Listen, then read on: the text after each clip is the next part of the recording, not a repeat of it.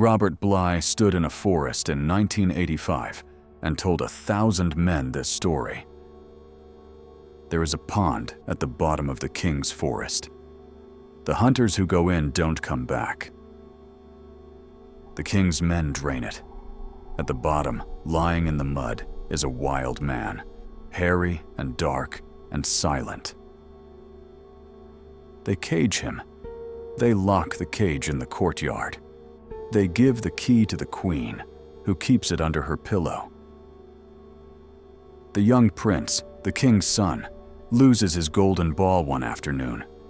The ball rolls into the wild man's cage. The boy goes to retrieve it. The wild man speaks. "I will give you the ball, but only if you free me." The boy is small. The mother's pillow is high. The key is hidden. The boy steals the key. He frees the wild man.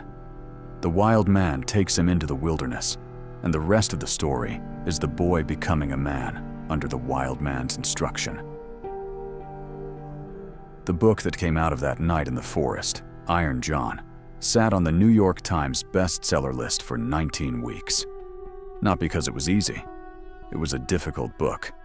It sold because Bly was naming, in mythic language, something almost every man in modern life had felt and could not say. The wild man at the bottom of the pond is in you.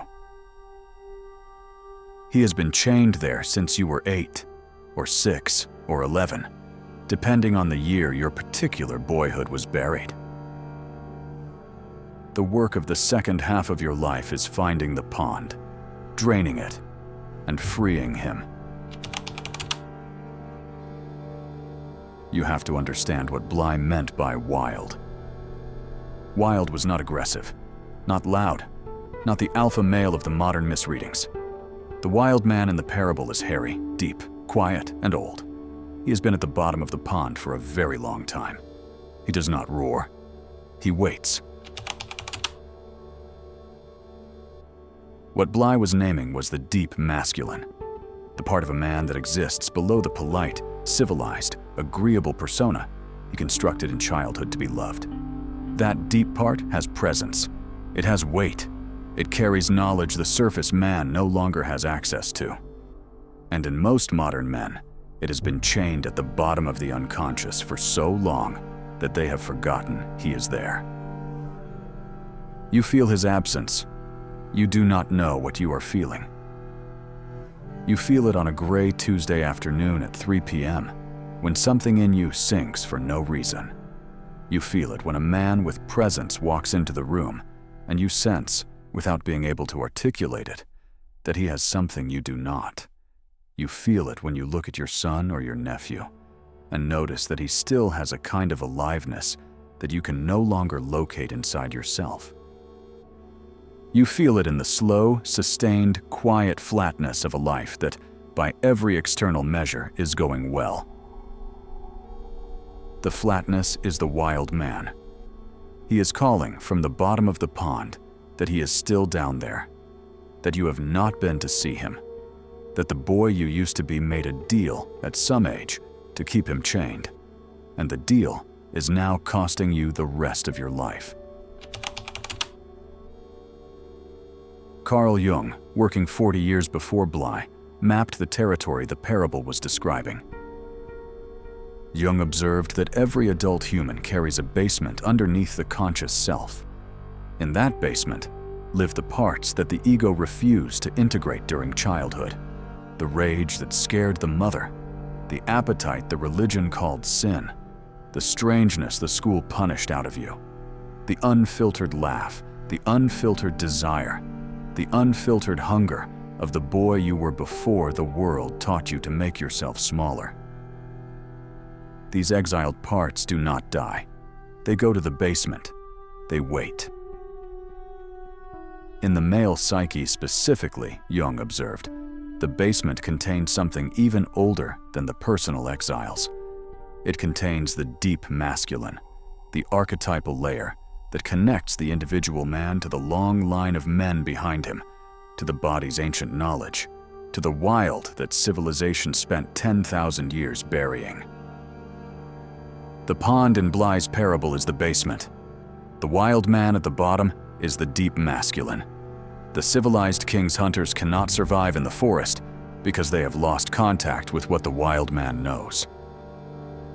Until the pond is drained, until the man in midlife finally goes down to look, the wild man remains chained. There is one detail in the parable that has to be said out loud. The key is held by the queen, the mother. She keeps it under her pillow. The boy cannot reach the wild man without it, and the key cannot be retrieved without, in some measure, betraying her, taking back what the boyhood arrangement gave to her. It is not cruelty. It is the necessary separation that the mother herself, on the day the boy was born, was always going to have to allow. The boy in the parable does it. He takes the key. He frees the wild man. The wild man takes him into the wilderness, and the boy eventually becomes a king. Once the wild man is freed, the parable says he carries the boy into the wilderness on his back. The wilderness is not a metaphor. It is a specific location in the man's life. It is the year alone after the divorce. It is the breakdown that forced him to stop performing. It is the grief he has been refusing to grieve. It is the season of his life in which the routines collapsed, the certainties evaporated, and he found himself at 43 or 51 in territory he had never been in before. Most men experience this season as catastrophe. They scramble to get out of it as fast as possible, to remarry, to find a new job, to restore the routines, to make the wilderness end. Bly named this misreading. The wilderness is not the catastrophe. The wilderness is the curriculum. The wild man takes the boy into the wilderness because the wilderness is the only place the boy can be initiated into the man. The civilized environments, the office, the suburb, the polite household, could not produce the man. They could only produce the polite, agreeable, increasingly flat boy. The wilderness is where the deep masculine has room to teach. The men who flee the wilderness as fast as they can flee it remain internally the boy. The men who stay, who let the wilderness do its work, even when it is unbearable, come back as something else. This is the descent. The body is part of this. Bly was specific. The descent is into the body, not out of it. The wild man lives in the body, in the gut, in the chest, in the legs, in the breath, in the feet on the ground.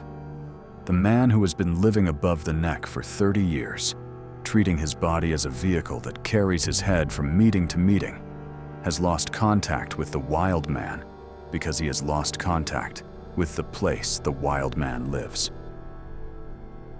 The first practice, then, is simple and almost embarrassing.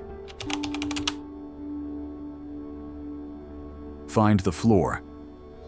Once a week, lie on it. Close your eyes. Breathe. Move your attention slowly through the body, from the feet to the crown of the head, naming what is there: tightness, numbness, heat, the places that have been waiting to be noticed. This is where the wild man begins to surface, not in a dramatic event, not in a vision, in the quiet noticing of the body that has been carrying the chained man, in silence, for decades. The second practice is solitude. Not loneliness, solitude. An hour a week, alone, outdoors if possible. No phone, no music, no purpose. Walking slowly, the body in motion, the mind unstimulated. The wild man cannot speak when the surface is loud. He speaks when the surface goes quiet. The third practice is the conversation.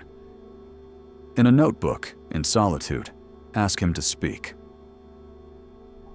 Wild man, what have you been waiting to tell me? Write down whatever comes. Do not edit. Do not interpret. The first time you do this, almost nothing will come, because the boy in you who chained him does not. Yet, trust that the chains are coming off. The third or fourth time, sentences will begin to appear that you did not consciously author. That is how you know the work is beginning. You will not free the wild man this year. You will not free him this decade. The freeing is the work of the rest of your life. The chains are old.